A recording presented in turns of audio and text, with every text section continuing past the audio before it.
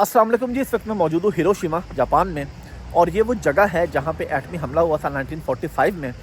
और इस हमले में बताया जाता है कि ये जो बिल्डिंग हमें सामने नज़र आ रही है, सिर्फ ये एक बिल्डिंग बच गई थी, क्योंकि ये उन दिनों बिल्कुल नई बनी थी, तो इसका ये हाल हुआ। बाकी ओवरऑल जितनी बिल्डिंग्स थी यहाँ पे वो सब पिघल गई थी, इंसान जो थे वो पिघल गए थे।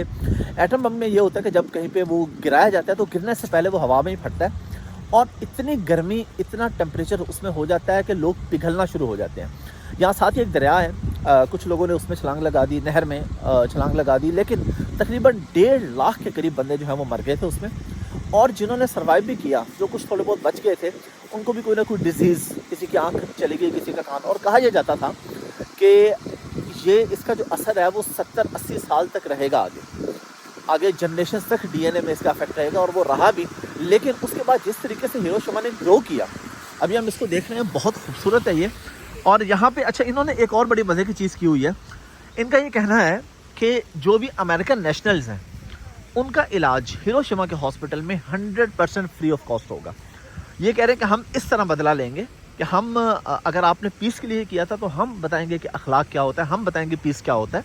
तो जापानीज़ लोगों ने फिर यहाँ पे ये कानून एक बना कि हिरोशिमा में अमेरिकन नेशनल्स का इलाज फ्री होगा जहाँ पे एटॉमिक बम गिराए गए थे। ये सारी डिटेल्स हैं इसके हवाले से। मज़ीद भी मैं जहाँ जहाँ घूमूंगा मैं आपको साथ दिखाता रहूँगा। बहुत खूबसूरत।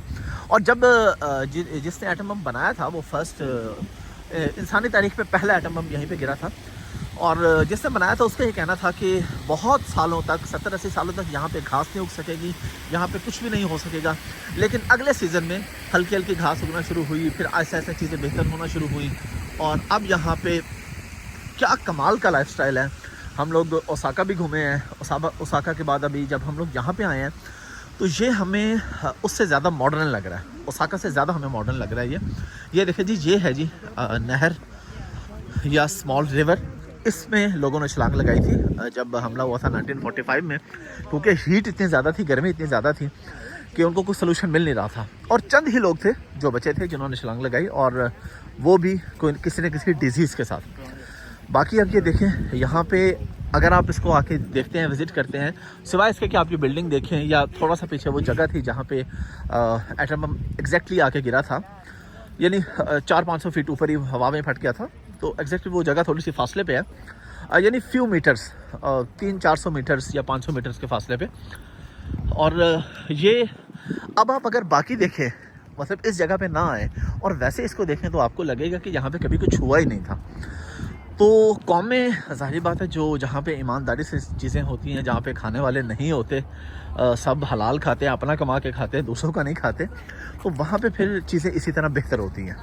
ज़ाहिर है, जब कोई बंदा अपनी जेब नहीं भरेगा, उससे अपने मुल्क के लिए काम करना है, अपनी नेशन के लिए काम करना है, तो फिर नेशंस ऐसे उठती हैं। जिस तरह जापान एक ज़िंदा मिसाल है हमारे पास।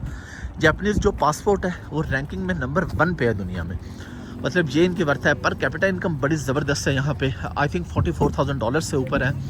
और जो मिनिमम वेज है यहाँ पे लेबर की, वो तकरीबन $9 के करीब है पर आवर। यानी पाकिस्तानी अमाउंट में अगर हम बात करें तो ये तकरीबन 2500-2600-2700 रुपये के करीब अमाउंट बनती है 1 घंटे की, जो यहाँ पे वेजेस इनको मिलती हैं। और उसी तरह बाकी लाइफस्टाइल यहाँ पे बड़ा ज़बरदस्त है। एक और चीज़ जहाँ पे बहुत ही ज़बरदस्त है कि अगर कोई जापानीज़ बच्चा या बच्चा अगर वो अपने पेरेंट्स के साथ रहना चाहे, यानी बेटा कोई, आई एम नॉट श्योर कि बेटी भी, लेकिन मुझे जो डिटेल बताएगी उसमें यह है कि अगर कोई लड़का अपने पेरेंट्स के साथ रहना चाहता है बड़ा होके, और वो कहता है जी मैं अपने माँ बाप की खिदमत करना चाहूँगा और मैं इनके साथ रहूँगा, तो गवर्नमेंट उसको फ्री ऑफ कॉस्ट घर देती है। 100% गवर्नमेंट की तरफ से पेड उसका घर होता है। और अगर वो अपने पेरेंट्स के करीब रहना चाहे तो तब उसको 50% ऑफ मिलता है। यानी पेरेंट्स के करीब कि जी मैंने अपने पेरेंट्स की टेक केयर करनी है, उनके टेक केयर के लिए मैं इनके पास, इनके करीब रहना चाहता हूँ, तो करीब रहने की सूरत में 50% गवर्नमेंट पे करेगी घर का, और उसी घर में रहने की सूरत में 100%। देखिए, इनको भी पता है कि माँ बाप की खिदमत उनकी कितनी ज़रूरी है, ख़ासतौर पर बुढ़ापे में। ज़ाहिर बात है, बुढ़ापे में ही होता है। और हमारा इस्लाम हमें पहले से ये बताता है, बग़ैर किसी लालच के, बग़ैर किसी चीज़ के, हमारे इस्लाम ने हमें बताया कि माँ बाप की खिदमत करने से जन्नत मिलती है, दुनिया में भी आसानियाँ होती हैं, आखिरत में भी आसानियाँ होती हैं। बहुत कुछ हमें तो उनकी खिदमत के बारे में, उनके मकाम के बारे में बचपन से सिखाया जाता है। लेकिन यहाँ पर इन लोगों ने लालच दे के ये कि भाई माँ बाप की खिदमत करें तो हम आपको इतना घर में पे करेंगे। ये कुछ डिटेल्स हैं। हिरोशिमा में हम लोग मौजूद हैं। इंशाल्लाह फिर नेक्स्ट जहाँ भी विज़िट करेंगे, ट्रैवल करेंगे, आपको दिखाएंगे, आपको बताएंगे। कल हम म्यूज़ियम विज़िट करेंगे यहाँ पे, जहाँ पे पूरी डिटेल्स हैं कि कितनी लाशें थी, कुछ वहाँ पे उसके पिक्चर्स, कुछ वीडियोज़, जो कुछ हमें मिलेगा वो आपको दिखाते रहेंगे इंशाल्लाह। Thank you very much.